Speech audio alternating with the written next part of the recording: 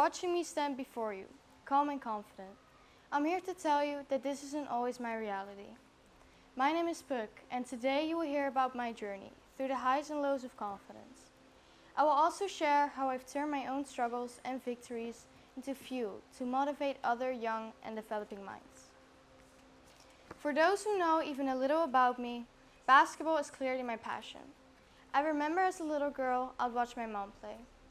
Every dribble, every shot, it was magic to me. I always knew I wanted to play, but I had this fear in me. I thought I wasn't good enough, and it took me a long time to take the first step at joining a real basketball club. I now know that the scary feelings I had was a lack of confidence. In the beginning, while growing as an athlete, I was pretty confident, even when making mistakes, since I was playing well above the abilities of my teammates, and the emphasis was more on having fun than being the best in the competition. It wasn't until later that my confidence came crashing down. I joined a very talented team that was for those who are dedicated to improving and giving their all on the court. I went from 1 practice a week to 4, emphasizing commitment and hard work. And as the challenge grew, so did my love for basketball. To my surprise, the coach selected me as team captain, along with another player. Being part of a team on my skill level and even being chosen as team captain was everything I could have hoped for. But I also started to feel pressure.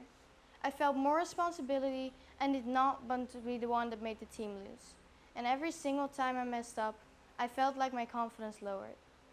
I withdrew because I was afraid of making mistakes, but now I can see it differently. They are opportunities for learning and growth. So this is where my quest really and truly takes off. My project connects the SDG 3, good health and well-being.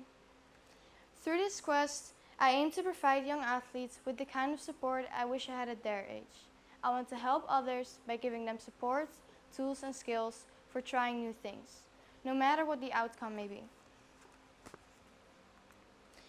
In the past, athletes were stimulated to work harder and harder, make their bodies strong and perform better.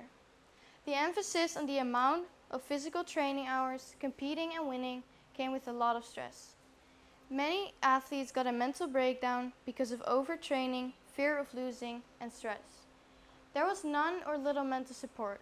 Only in the recent 30 years there has been a growing attention, focus and research on the mental part and mindset of the athlete. It is evidence-based that athletes can give a huge positive impulse by focusing on the growth mindset. This different mindset has at its goal learning instead of winning, and through playing and getting better step by step. The positive thinking gives a more relaxed state of being in which it's easier to grow.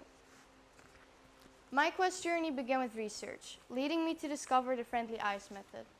This method teaches you how to improve your mindset through kindness, with the use of focus, concentration and breathing, visualization, and meditation techniques.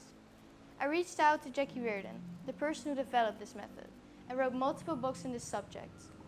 Jackie guides top athletes, including Olympic champion and captain of the Dutch Olympic team, Pieter van den Hogeband. With a bit of her support, I prepared the first session for the young athletes from grade 4 and 5. I had to keep in mind that these kids are still young and had to simplify things as much as possible. In total, I was able to do 4 sessions, starting and ending with a match against grade 6. For the first session, I had the students answer 5 personal questions, so I could better understand them, they could speak on their experiences, and I could analyze their performance and progress. For example, do they get upset when they make mistakes, or do they try to learn from them? The main focus of the first session was to explain the theory of a growth mindset with Friendly Ice. To finish, we did different kinds of mindfulness exercises. Afterwards, I realized it would be even more enjoyable to incorporate more physical activities, so in the next 2 sessions, I combined Friendly Ice with football and basketball. We'll begin our session by gathering in a circle to discuss the homework, whether they completed it, and how it made them feel. Then we'll play some fun warm-up games, and after that, we did team activities, where working together is more important than winning and speed.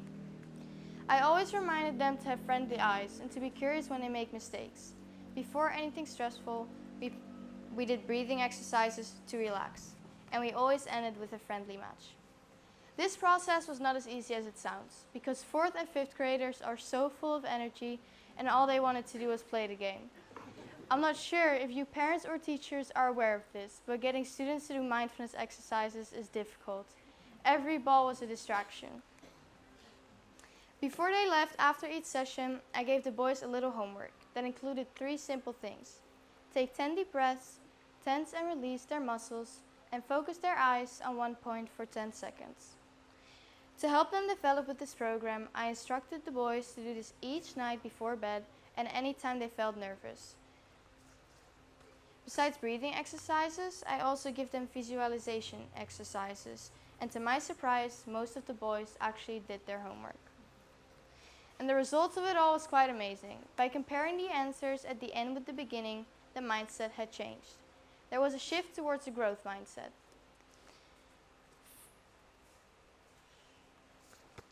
First, the boys only played a game to win. At the end, also to learn and get better. Secondly, there was a shift in how they perceived mistakes. First, only emotionally, like angry, sad, disappointed, and frustration.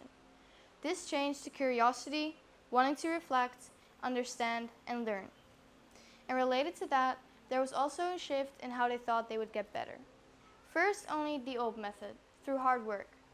Afterwards, they felt they would also get better by enjoyable training and playing.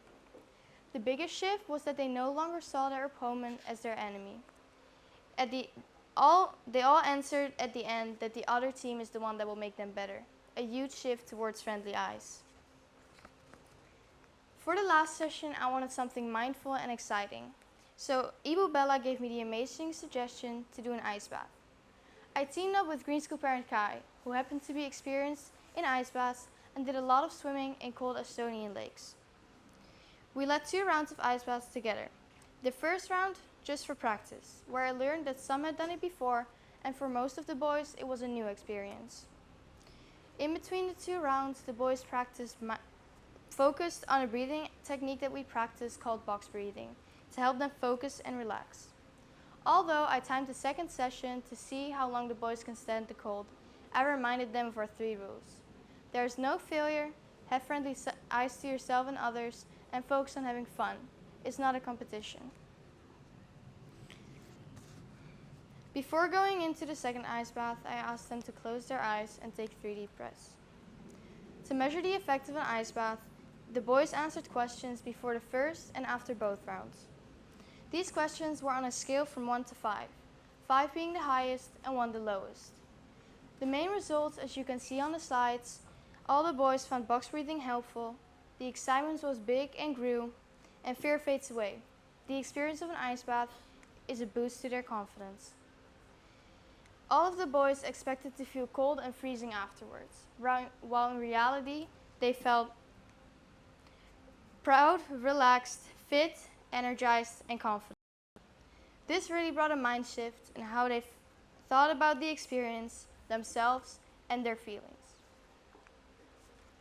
When I look back on this journey, I realized it wasn't just about teaching the kids.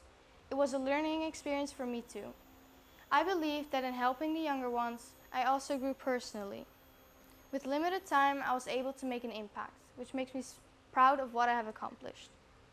I think it was an inspiring start for the boys, who are motivated to continue with kindness their playful journey and get better.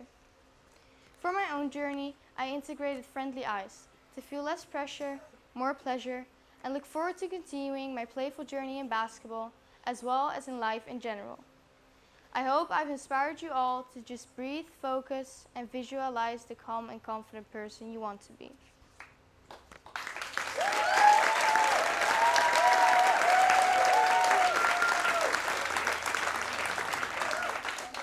I would like to thank the people that helped me throughout this process. First, my teachers, Pak Pat, Pak Lo, Ibu Emily, Ibu Laura and Ibu Angie, Kai and Jackie Reardon, my friends, my parents for supporting and helping me, and of course the boys for participating in my sessions. I would like to end my speech with a quote that says it all for me. As at the end of an ambitious sport journey, sport is of course about winning and becoming a champion. But don't forget, you don't have to be great to start. but you have to start to be great. Thank you for listening.